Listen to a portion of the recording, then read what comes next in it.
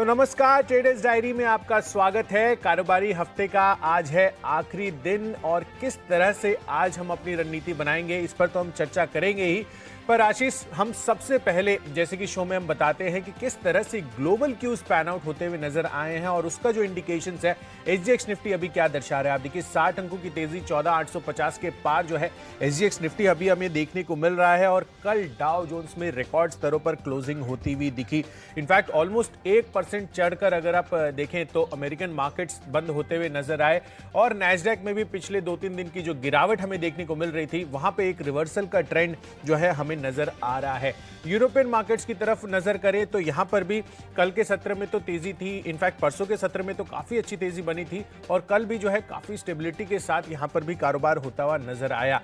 चलिए अब Asian markets की तरफ नजर डालते हैं कि किस तरह से वहां पे ट्रेडिंग अभी होती हुई नजर आ रही है और यहां पर भी जो इंडिकेशंस है वो पॉजिटिविटी के दिखा रहे हैं। तो तीनों जो ग्लोबल इंडेसेस हैं, तीनों बाजार जो है अंतर्राष्ट्रीय स्तर पर वहां पर अच्छा कारोबार होता हुआ दिखा है कल के सत्र में और आज सुबह भी जिस तरह की ट्रेडिंग हमें देखने को मिल रही है और जो इंडिकेशंस और जो रुझान एसजीएक्स निफ्टी बता रहे हैं वहां पर भी पॉजिटिविटी है। इसमें एक और चीज नोट करने वाली है हमारे भारतीय बाजारों के लिए कि पिछले कई दिनों से जिस तरह की बिकवाली एफआईआईज में हमें देखने को मिल रही थी, एक पॉजिटिविटी का इंडिकेशन जो है हमें कल के सत्र में नजर आया। ऑलमोस्ट कल मैं देख रहा था तो करीब 1220 करोड़ की जो है कैश मार्केट में एफआईआईज ने खरीदारी की है। तो ये एक पॉजिटिव तर्क जो है आज के लिए और भी ज्यादा बनता हुआ नजर आ रहा है। तो पिछले 2 दिनों का जो तेजी का मोमेंटम है भारतीय बाजारों के लिए, मुझे तो लग रहा है कि आज यहां पर और फिर से ज्यादा तेजी बनती हुई नजर आ रही है। आशीष, आप कैसे रीड कर रहे हैं इन सब क्यूज को और किस तरह से आज आपकी रणनीति है? बिल्कुल कुशल, इनफैक्ट मैं भी यही मान रहा हूँ कि बाजार में आपको तेजी देखने को मिलेगी और जिस तेजी की उम्मीद कल बाजार लगा रहा था एक्सपायरी के दिन वो तो देखने को नहीं मिली, काफी सीमित दायरे में कारोबार देखने को मिला था। लेकिन आज आप एसजीएक्स निफ्टी को देखिए, शुरुआत से अच्छी स्ट्रेंथ दिखा रहा है। फिलहाल 14,860 के स्तर के करीब है। आधे % की तेजी एसजीएक्स निफ्टी में देखने को मिल रही है। ग्लोबल मूड माहौल जैसा कि आपने विस्तार से समझाया कि वो भी सपोर्टिव है और हमारा तो फोकस लगातार कैश के स्टॉक्स पर बना ही हुआ है, वहां पर बढ़िया एक्शन देखने को मिला है। इसके अलावा मुझे लग रहा है कि जो हाई बीटाज हैं आज वहां पर भी आपको बढ़िया तेजी देखने को मिल सकती है। तो कुशल, इन ऑल मैं अगर आपको बताऊं तो मैंने आज अपनी लिस्ट में एक भी स्टॉक ऐसा नहीं चुना है जहां पर बिकवाली कर रहा हूं मैं। आप बताइए कि कोई स्टॉक ऐसा चुना है आपने जहां पर आप बिकवाली कर रहे हैं? नहीं आशीष, जिस तरह से ग्लोबल क्यूज है और जो हमारे भारतीय बाजारों में जो तेजी का मोमेंटम हमें पिछले 2 दिन से देखने को मिल रहा है उसके चक्कर में मैंने देखते हुए एक भी स्टॉक जो है बिकवाली का आज के सत्र में तो नहीं लिया है। पहले सोच रहा था कि लूं, पर कहीं ना कहीं जिस तरह का माहौल अभी बनता हुआ नजर आ रहा है हो सकता है कि शॉर्ट कॉल जो है आज के सत्र में बहुत ज्यादा कारगर साबित होते हुए नहीं नजर आए। तो चलिए अपनी पारी की शुरुआत कर लेते हैं आशीष और यहाँ पर कैश स्पेस में जो सबसे पहला स्टॉक मैंने चुना है वो है फोसेको इंडिया का। नतीजों के दम पर जो है ये स्टॉक मैं चुन रहा हूं और कहीं ना कहीं जहां पर नंबर्स जो देखने को मिल रहे हैं काफी बेहतरीन साइड पर हैं। खासकर अगर आप कंपनी की मार्जिन देखें तो 11.5% से बढ़कर ऑलमोस्ट 14.2% पर इनके मार्जिन आए हैं और कंपनी का मुनाफे में भी 52% का उछाल के साथ 6 करोड़ से 9.5 करोड़ का मुनाफा कंपनी ने दर्ज किया है। तो दोनों ही ऑपरेशनल फ्रंट पर और साथ ही जो बॉटम लाइन है दोनों फ्रंट पर जो है कंपनी ने बेहतर साइड पर प्रदर्शन करके दिखाया है इस तिमाही में और कहीं ना कहीं इसके जो इंडिकेशंस है वो आज इनके प्राइस में रिफ्लेक्ट करते हुए नजर आ सकते हैं। बाजार का मोमेंटम भी अच्छा लग रहा है। तो फोसेको इंडिया यहां पर खरीदारी कीजिए 1430 रुपए के लक्ष्य के लिए 1380 रुपए का आपको स्टॉप लॉस लगाना होगा। आशीष, आपने क्या चुना है इस कैटेगरी में? देखिए, आज कैश का स्टॉक मैंने चुना है डी लिंक इंडिया। यहाँ पर आपको खरीदारी करनी चाहिए। चार्ट स्ट्रक्चर ऐसा इंडिकेशन दे रहा है कि यहाँ पर एक बड़ा ब्रेकआउट देखने को मिलेगा और स्टॉक की खासियत ये है कि लगातार रेंज में ट्रेड करता है और रेंज पे ट्रेड करने के आसपास जब भी यहाँ पर 100-105 रुपए के स्तर पर आता है तब तेज ब्रेकआउट देखने को मिलता है। कुछ अच्छी खबरें भी आने के संकेत यहाँ पर चार्ट्स पर नजर आ रहे हैं। देखिए, इस स्टॉक में खरीदारी करनी है, लेकिन इससे पहले मैं एक अपडेट दे दूं कि कल जो स्टॉक हमने आपको खरीदारी करने की राय दी थी कैश का स्टॉक गति, वहां पर बढ़िया तेजी देखने को मिली थी। मैंने 2 लक्ष्य दिए थे, 114 और 117। हालांकि 117 का जो लक्ष्य है वो तो हासिल नहीं हो पाया क्योंकि हाई अगर आप देखेंगे तो 116 रुपए 60 पैसे के आसपास था। लेकिन जैसा कि कल मैंने आपको रणनीति में समझाया था कि अगर आप 114 के नीचे आपकी खरीद है और 117 के आसपास स्टॉक चले जाए तो आप अपना जो स्टॉप लॉस है उसे ट्रेल कर करीब 114 के आसपास लगाकर होल्ड करके चल सकते हैं। वहां पर बढ़िया तेजी देखने को मिल सकती है। गति में अगर आप देखें तो बढ़िया तेजी यहाँ पर देखने को मिल सकती है और इनफैक्ट डी लिंक इंडिया भी जो आज का स्टॉक है यहाँ पर मैं मान रहा हूँ कि अच्छे ब्रेकआउट के संकेत आपको नजर आएंगे। 110 रुपए का लक्ष्य ध्यान में रखना है आपको और स्टॉप लॉस लगाना है करीब 101 रुपए का। बिल्कुल आशीष, तो कैश स्पेस में डी लिंक जो है वो काफ़ी पसंद आ रहा है। तो आशीष ये भी बताइए कि फ्यूचर कैटेगरी में आपने क्या चुना है? बिल्कुल, बिल्कुल फ्यूचर्स में देखिए मैंने चुना है मनप्पुरम को।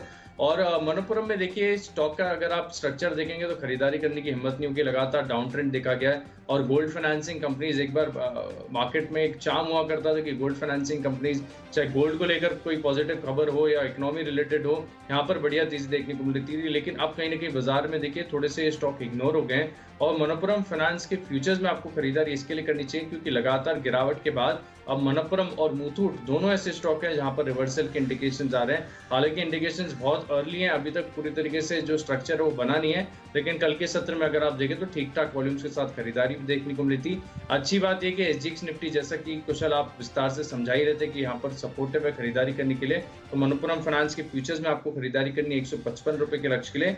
150 रुपए के आसपास की क्लोजिंग है, आप 148 रुपए का स्टॉप लॉस लगाइए।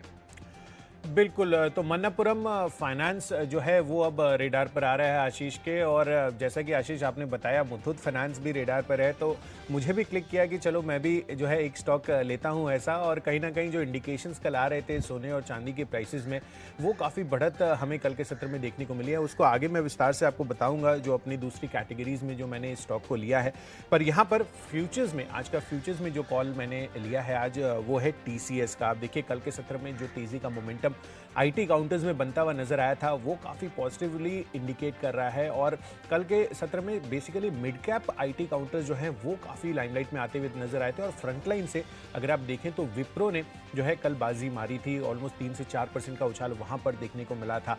और TCS जो है वो करीब 1-1.5% की तेजी ही दिखाता हुआ नजर आया था। ऑब्वियसली बाजार का दिग्गज है, हैवी वेट है, तो कहीं ना कहीं थोड़ा सा जो पॉजिटिव मोमेंटम है वो इसमें कंपेरेटिवली कम होता हुआ नजर आता है। पर कहीं ना कहीं इनके लिए जो पॉजिटिव खबर का भी डेवलपमेंट हो रहा है, वो काफ़ी अच्छे इंडिकेशन जो है आज के सत्र में ये दिखा सकता है, क्योंकि एंटरप्राइजेस के लिए TCS ने नया कंसल्टिंग फ्रेमवर्क लॉन्च किया है।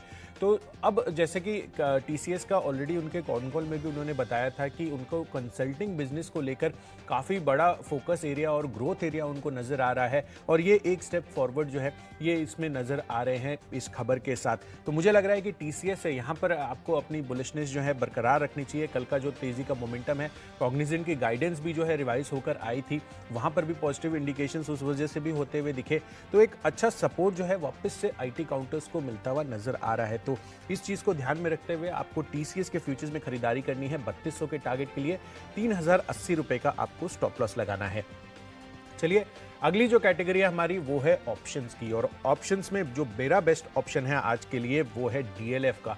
आप देखिए, इनफैक्ट मैं आशीष ये देख रहा था कि रियलिटी इंडेक्स जो काफ़ी दिनों से पिट रहा था, वहाँ पर अब पॉजिटिविटी के संकेत जो है हमें कल के सत्र में ही बनते हुए नजर आए। In fact to be more precise, कल मैंने इसका निफ्टी रियलिटी इंडेक्स का चार्ट देखा था। इनफैक्ट जो हिस्टोरिकल डेटा है, पिछले 6 दिनों में लगातार गिरावट के बाद कल एक ऐसा दिन था जहाँ पर फिर से एक रिवर्सल के संकेत जो है हमें पूरे रियलिटी स्पेस में देखने को मिले थे। तो मुझे लग रहा है कि यहाँ पर इस वजह से तेज़ी बनती हुई नज़र आ सकती है। गोदरेज प्रॉपर्टीज़ में भी कल हमने अच्छी तेज़ी बनती हुई नज़र आई और DLF भी जो है एक्शन में आता हुआ नज़र आ रहा था। पर जो रिवर्सल्स हैं वो मुझे लग रहा है कि आज कंटिन्यू हो सकते हैं और इसीलिए मैंने फ्यूचर्स में न लेकर इसको आपको ऑप्शन में ट्रेड करने को दिया है। 12 रुपये का कॉल ऑप्शन है, 250 माफ़ कीजिएगा 12 रुपये की प्राइसिंग है, 250 रुपये का कॉल ऑप्शन है।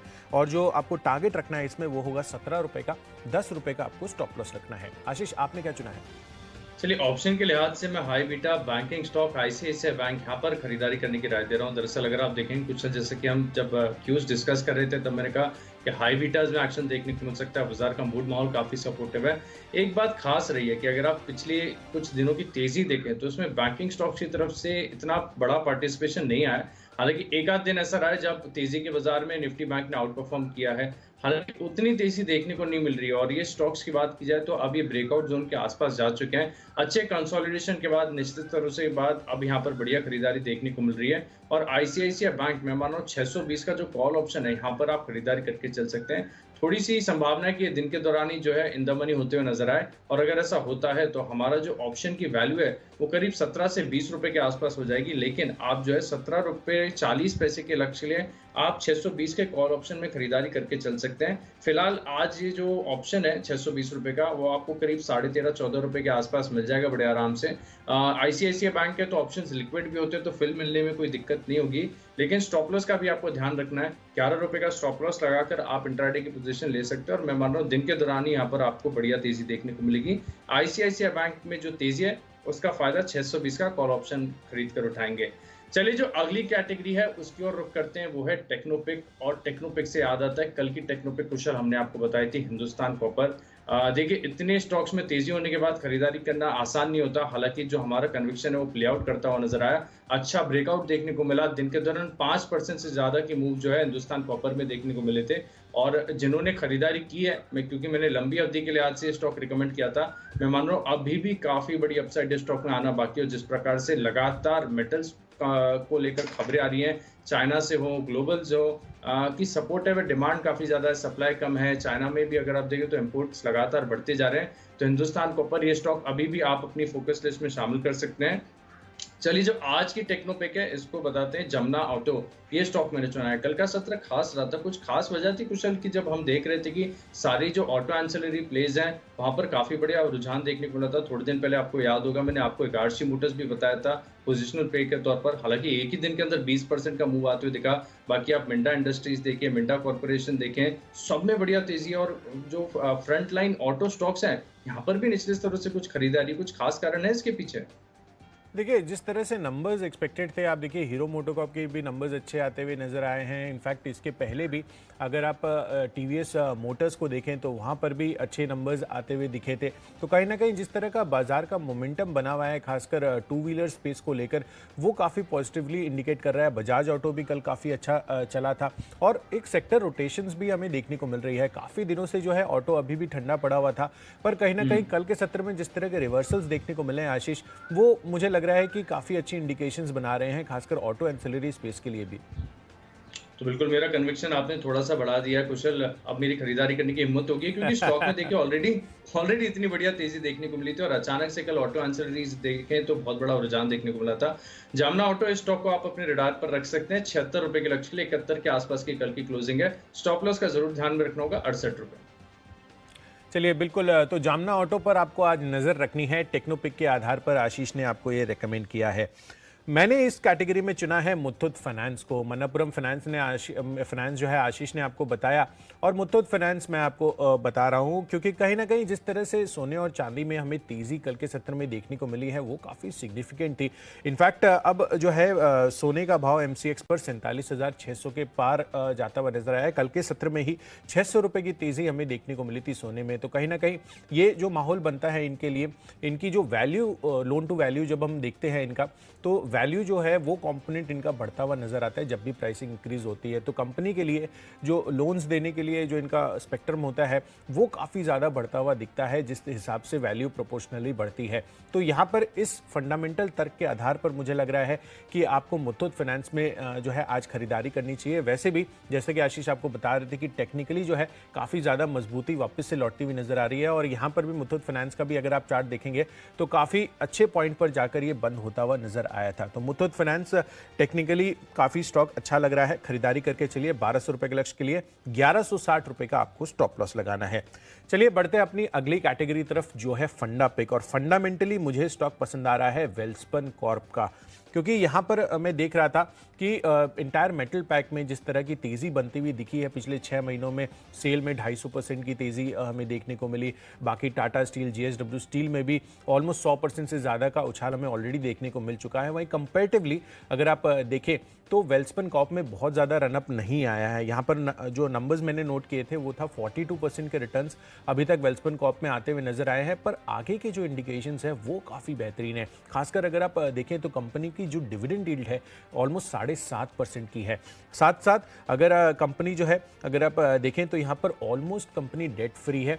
तो ये दो एस्पेक्ट तो इसमें जुड़े हुए ही हैं। साथ साथ कंपनी का जो प्रॉफिट का ग्रोथ है 55% के कैगर से ये बढ़ती हुई नजर आई है पिछले 5 सालों में। तो फंडामेंटली हर एक फ्रंट पर जो है वेल्सपन कॉर्प काफ़ी दमदार मुझे नज़र आ रहा है। और अगले 1 साल में यहाँ पर आपको जो फंडामेंटली इसमें होल्डिंग पीरियड रखना है वो 12 महीने का होगा और करीब करीब 200 रुपए की प्राइसिंग जो है आपको वेल्सपन कॉर्प में देखने को मिल सकती है। तो फंडामेंटली मुझे ये पसंद आता है। आशीष, अगर आप और इसमें जोड़ सकें या बता सकें कि ये स्टॉक मैंने क्या सही किया है लेकर। अरे बिल्कुल कुशल, आपने एकदम अच्छा स्टॉक चुना। इनफैक्ट इसके फंडामेंटल्स देखे और जैसे कि आपने खास बात बताई कि स्टॉक में इतनी बढ़िया डिविडेंड यील्ड है, मैं मानता हूँ बहुत ही सेफ बेट हो सकती है, क्योंकि आपको कैपिटल अप्रिसिएशन तो निश्चित है मिलने ही वाला है, क्योंकि यहाँ पर चार्ट्स पर भी अगर आप देखेंगे तो ब्रेकआउट जोन के आसपास है। लेकिन जो डिविडेंड यील्ड का जिक्र आपने किया वो एक बड़ा फैक्टर हो सकता है, यहाँ पर आप अच्छी स्तरों पर खरीदारी करके चल सकते हैं। चलिए मैं आपको अपनी जो फंडा पिक है वो बताता हूँ। हिंदुस्तान जिंक ये स्टॉक मैंने चुना, और जैसा आप बता रहे थे कि कल जो है गोल्ड में तेजी आई थी, चांदी भी अगर आप देखें तो एमसीएक्स में 71,000 के पार निकली, और गोल्ड का कल रात को मैं चार्ट भी दिख रहा था 1800 के स्तर के आसपास वहां पर ब्रेकआउट देखने को, मतलब बहुत बढ़िया चार्ट है गोल्ड का। और गोल्ड और सिल्वर में अगर आप देखें तो एक खास बात ये होती है कि सिल्वर का जो बीटा है वो ज्यादा होता है, यानी जब भी गोल्ड में तेजी आती है गोल्ड से ज्यादा तेजी आपको सिल्वर में देखने को मिलेगी। और सिल्वर की तेजी को अगर आपको कोई इक्विटी का स्टॉक खरीद के प्ले करना है तो आप हिंदुस्तान जिंक खरीद सकते हैं, और इसका असर देखने को भी मिलता है, क्योंकि आप देखिए Q4 FY21 के जो इनके नतीजे आए थे पिछली तिमाही के, वहां पर इनकी जो सिल्वर से आय है इसमें करीब करीब 60% की बढ़त देखने को मिली थी। और भारत में अगर आप देखें तो सिल्वर के सबसे बड़ा प्रोड्यूसर है हिंदुस्तान जिंक। और जैसे कि वेल्सपन कॉर्प में कुशल आप समझा रहे थे कि यहाँ पर डिविडेंड यील्ड काफी शानदार है, हिंदुस्तान जिंक में भी अगर आप देखें तो डिविडेंड यील्ड बहुत बढ़िया है। मेटल स्टॉक्स पूरे एक्शन में, और इनफैक्ट जब भी तेजी की शुरुआत हुई है, और जैसे कि हम रोज कहते हैं कि अगर आप निश्चित स्तर से देखेंगे तो इन स्टॉक्स में खरीदारी करने की हिम्मत नहीं होगी, लेकिन अगर आप ऑल टाइम हाई से देखें तो स्टॉक्स अभी भी नीचे है, पोटेंशियल काफी ज्यादा है, और हिंदुस्तान जिंक बेहतरीन कंपनी है। और मैं मान रहा हूँ कि यहाँ पर आप 1 साल का समय बनाकर खरीदारी करके चल सकते हैं। 296-297 के आसपास की कल की क्लोजिंग है। 415 रुपए तक जाने की ये स्टॉक में क्षमता है, और 415 अगर पार कर गया तो और बड़े ब्रेकआउट देखने को मिलेंगे और अच्छी तेजी देखने को मिल सकती है। लेकिन फिलहाल के लिए 1 साल का व्यू बनाएंगे, 415 रुपए के लक्ष्य के लिए हिंदुस्तान जिंक में तेजी करेंगे। जो सिल्वर में बढ़िया तेजी आई है उसका फायदा देखने को मिलेगा। चलिए जो अगली कैटेगरी है वो है इन्वेस्टमेंट पिक, और यहाँ पर भी देखिए मेटल एंसिलरी स्पेस से कंपनी मैंने चुनी है, और लगातार बहुत ही निश्चित तौर से स्टॉक मैंने लगातार रिकमेंड किया है, वो है ग्राफाइट इंडिया। यहाँ पर आपको खरीदारी करनी चाहिए, क्योंकि देखिए स्वाभाविक है कि अगर स्टील की मांग बढ़ रही है, स्टील का प्रोडक्शन बढ़ रहा है, तो आपको ग्राफाइट इलेक्ट्रोड्स का भी इस्तेमाल करना पड़ेगा। और पिछली तिमाही से अगर आप देखें तो जो स्टील कंपनीज ने डी स्टॉकिंग की है ग्राफाइट इलेक्ट्रोड्स की, इससे आगे जाके जो कंपनीज के फाइनेंशियल्स हैं इसमें बढ़िया रिबाउंड देखने को मिलेगा। अब तक का प्रदर्शन अगर आप इस तिमाही से पहले अगर आप देखें तो कंपनीज का बिल्कुल भी अच्छा नहीं था। इस तरह से स्टॉक्स में लगातार गिरावट देखने को मिली थी जब ट्रेड वॉर का खतरा था, और कहीं ना कहीं अगर आप देखें तो ग्राफाइट इलेक्ट्रोड्स की स्टॉकिंग काफी ज्यादा स्टील कंपनीज ने कर रखी थी। अब वो स्टॉकिंग खत्म हो चुकी है, अब फिर से मांग दोबारा लौटती हुई नजर आएगी। जो इनके ग्राफाइट इलेक्ट्रोड्स की प्राइसेस हैं इसमें बढ़िया बढ़त देखने को मिल रही है। और अच्छी बात यह है कि इनके जो रॉ मटेरियल होता है नीडल कोक, इसकी कीमतें जो है थोड़ी बहुत कूल डाउन हुई है, तो यानी अगर आप देखें तो हर तरफ से एक टेलविंड्स का फायदा देखने को मिलेगा। स्ट्रक्चर बहुत बढ़िया है, ऊपरी स्तर से अगर आप देखें कंटिन्यूस गिरावट हुई, निचले स्तरों पर एक राउंडिंग बॉटम फॉर्मेशन हुआ, और अब इस फॉर्मेशन का अगर आप जो है लक्ष्य निकाल के देखेंगे तो करीब 1050 रुपए के आसपास आता है। लेकिन थोड़ा सा पेशेंस रखना होगा, कुछ भी ओवरनाइट नहीं होता है। 12 से 18 महीने का समय देंगे तो स्टॉक में आपको एटलीस्ट 40% तक रिटर्न्स देखने को मिलेंगे। ग्राफाइट इंडिया में जरूर निवेश करें। बिल्कुल, तो ग्रेफाइट इंडिया अपने रेडार पर आप रखिए। इन्वेस्टमेंट पिक के लिहाज से काफ़ी इंटरेस्टिंग लग रहा है आशीष को।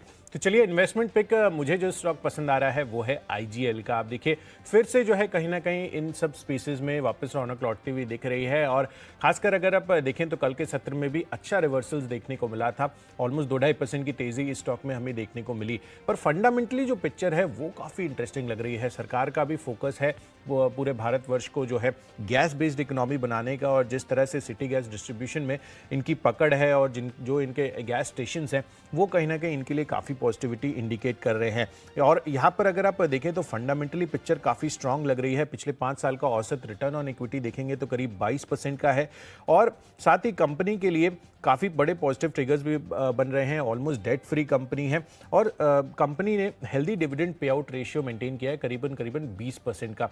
तो हर एक फ्रंट पर जो है फंडामेंटली स्टोरी काफ़ी इंटैक्ट लग रही है और यहाँ पर अच्छे पॉजिटिविटी के संकेत जो है हमें देखने को मिल सकते हैं। तो आईजीएल पर आप नज़र अपनी बनाए रखिए, यहाँ पर अपने पोर्टफोलियो में आप शामिल कर सकते हैं। अगले 1 साल में आपको 1500 रुपये के लक्ष्य देखने को मिल सकते हैं। और बढ़ते हैं अपनी अगली कैटेगरी की तरफ जो है न्यूज़ के दम पर। और आशीष, आपसे मैं जानना चाहूँगा कि आपने इस कैटेगरी में कौन सा स्टॉक चुना है? कुशल, न्यूज के दम पर रिजल्ट वाला स्टॉक मैंने चुना अदानी पावर। कल मैंने आपको टाटा पावर बताया था, ठीक ठाक तेजी वहां पर देखने को मिली थी। आज अदानी पावर के फ्यूचर्स में आपको खरीदारी करनी चाहिए। मैं मान रहा हूं यहाँ पर बढ़िया तेजी देखने को मिलेगी क्योंकि कंपनी के जो नतीजे हैं काफी बढ़िया देखने को मिल रहे हैं। इनफैक्ट पिछले साल घाटे के मुकाबले इस बार कंपनी ने मुनाफा दर्ज किया। मार्जिन देखिए काफी शानदार है, 25% के आसपास जो है मार्जिन रिपोर्ट किए हैं। टॉप लाइन में ठीक ठाक बढ़त है, कामकाजी मुनाफा जो है उसमें बढ़त देखने को मिल रही है। ओवरऑल अच्छे नतीजे हैं। स्टॉक अगर आप देखें तो निश्चित रूप से ज्यादा चला भी नहीं है, यहाँ पर खरीदारी करने का एक कंप है। 102 रुपए के लक्ष्य के लिए आप इसमें खरीदारी करेंगे। 95 रुपए 50 पैसे का आपको स्टॉप लॉस लगा। बिल्कुल, तो चलिए खबरों के दम पर मैंने जो स्टॉक चुना है वो है ज़ेंजा टेक का। आप देखिए मिड कैप आईटी कंपनियों में कल बेहतरीन तेजी बनती हुई नजर आई और ये स्टॉक ने बहुत ज़्यादा पार्टिसिपेट नहीं किया है, पर इनके लिए एक खबर का डेवलपमेंट भी होता हुआ दिखा है कि यहाँ पर इन्होंने यूके की जो कंपनी है इन्फिनिटी सर्कल, उन्होंने अपने वेल्थ मैनेजमेंट प्लेटफॉर्म के लिए इनके साथ करार कर लिया है। तो ये एक पॉजिटिव डेवलपमेंट जो है ज़ेंजा टेक के लिए एक अच्छी टेलविंड बनता हुआ नजर आ सकता है। तो 278 रुपए के लक्ष्य के लिए आपको खरीदारी करनी है, 266 रुपए का आपको स्टॉप लॉस लगाना होगा। चलिए फाइनल कैटेगरी हमारी माई चॉइस की, और यहाँ पर मैंने जो स्टॉक्स चुने हैं उसमें 2 है शुगर स्टॉक्स। और ये इसलिए क्योंकि कहीं ना कहीं ये अब अंदाज़ा लगाया जा रहा है कि ग्लोबल स्तरों पे जिस तरह की शुगर प्राइसेस इंक्रीज होते हुए नज़र आ रहे हैं वो काफ़ी पॉजिटिवली इंडिकेट कर रहे हैं। यहाँ पर हमारे जो घरेलू शुगर कंपनियां हैं वहाँ पर बेहतरीन तेज़ी बन सकती है। इनफैक्ट आज ये सेक्टर ऑफ द डे आपको देखने को भी मिल सकता है क्योंकि बेहतरीन तेज़ी हमें ऑलरेडी देखने को मिल चुकी है और यहाँ पर और भी ज़्यादा बड़े ट्रिगर्स आते हुए दिख रहे हैं। इस हफ्ते ही ग्लोबल बाज़ारों में जो चीनी की कीमतें हैं वो 5% तक बढ़ती हुई नज़र आई हैं। साथ ही थाईलैंड और ब्राज़ील में जो उत्पादन है वो 80 लाख टन से गिरता हुआ दिखा है। तो ये जो 2 पॉजिटिव क्यूज बन रहे हैं घरेलू शुगर कंपनियों के लिए, वो यहाँ पर आज के सत्र में बेहतरीन तेजी दिखा सकते हैं। तो द्वारिकेश शुगर पर आपको फोकस रखना है, यहाँ पर खरीदारी कीजिए। 51 रुपए के लक्ष्य के लिए 48.5 रुपए का आपको स्टॉप लॉस रखना है। चलिए दूसरा जो स्टॉक है माई चॉइस कैटेगरी में, यहाँ पर भी मैंने एक और शुगर स्टॉक चुना है, ऊगर शुगर वर्क्स। यहाँ पर भी आपको फोकस रखना है और यहाँ पर भी दमदार तेजी हमें आज के सत्र में बनती हुई नजर आ सकती है। 27 रुपए के लक्ष्य के लिए आपको यहाँ पर खरीदारी करनी है और 25 रुपए का आपको स्टॉप लॉस लगाना होगा।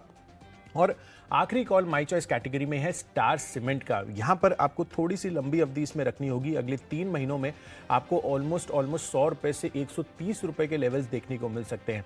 जाहिर सी बात है कि जिस तरह से सीमेंट के नंबर्स आ रहे हैं वो काफ़ी पॉजिटिविटी इंडिकेट कर रहे हैं। और कल के सत्र में जो ईस्ट फोकस्ड कंपनी है Nirma group company Nuvoco vistas, उन्होंने अपना आईपीओ फाइल किया। 5000 करोड़ का ये आईपीओ है और कहीं ना कहीं अब जिस तरह से इनकी वैल्यूएशंस होती हुई नजर आएंगी ये देखना होगा कि किस तरह से जो ईस्टर्न बेस्ड कंपनियां हैं, ईस्ट बेस्ड कंपनी है, वहां पर काफ़ी बेहतरीन तेज़ी हमें देखने को मिल सकती है। तो इस तर्क के आधार पर स्टार सीमेंट पर आपको फोकस रखना है। 130 रुपए के लक्ष्य आपको अगले 3 महीनों में देखने को मिल सकते हैं। आशीष, आपने क्या चुना है?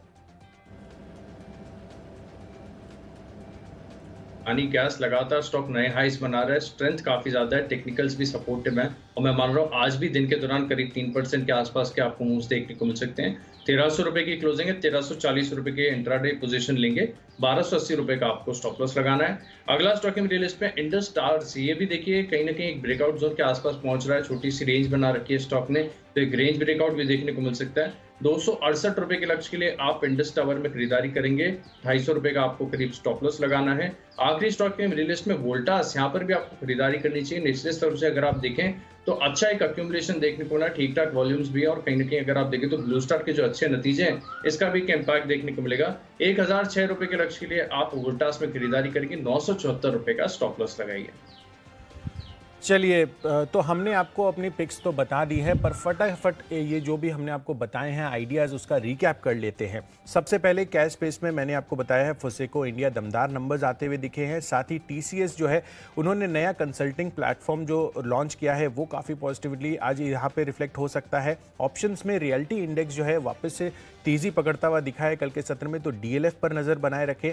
साथ ही टेक्नोपिक के आधार पर मुथूट फाइनेंस काफ़ी बेहतरीन काउंटर लग रहा है। वेल्सबन कॉर्प अगले 1 साल के लिए आपको 200 रुपए के लक्ष्य देखने को मिल सकते हैं। आईजीएल में आपको खरीदारी करनी है, यहाँ पर 1500 रुपए के टारगेट्स देखने को मिल सकते हैं। जेंजा टेक यहाँ पर इनके लिए जो पॉजिटिव करार किया इन्होंने, 278 का टारगेट यहाँ पर भी अचीव हो सकता है।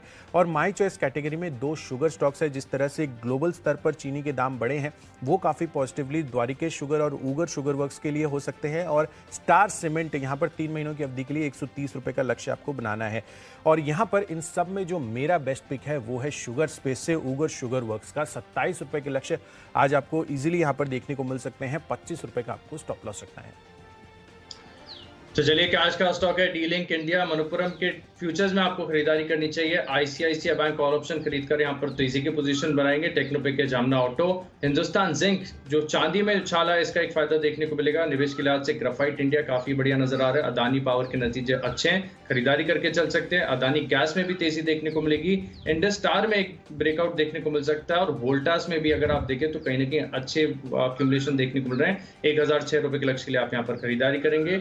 इन 10 स्टॉक्स में मेरा कन्विक्शन सबसे ज्यादा है ग्राफाइट इंडिया में, जो स्टील सेक्टर में एक रिबाउंड देखने को मिला है। इसका सीधा बेनिफिशियरी है। यहाँ पर आप करीब 12 से 18 महीने का व्यू बनाकर 1050 रुपए के लक्ष्य के लिए खरीदारी करेंगे। बिल्कुल, तो चलिए हमने आपको रिकैप भी बता दिया है, पर आज कारोबारी हफ्ते का है आखिरी दिन और किस तरह से आज हमें ट्रेडिंग करनी है वो हमें बहुत जानना इंटरेस्टिंग होगा, क्योंकि जिस तरह से ग्लोबल पिक्चर जो है सुधरती हुई नजर आई है, रिकॉर्ड स्तरों पर डाउ की क्लोजिंग हुई है, तो देखना होगा कि भारतीय बाजार आज कैसे पैन आउट होते हैं।